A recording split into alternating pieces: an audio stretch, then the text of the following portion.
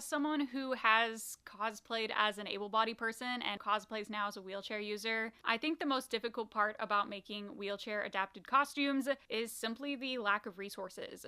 If you want to know how to make cosplay fairy wings for a standing person, you have your choice of tutorials on YouTube. But if you want to know how to make fairy wings that attach to the back of a wheelchair, well, that's a different story. When I started making costumes that were adapted for my wheelchair, I was really on my own with figuring out how to do it.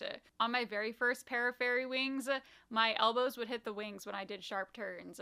So I made another pair of fairy wings. You couldn't see the fairy wings from pictures taken from the front profile, so I made a third pair of fairy wings.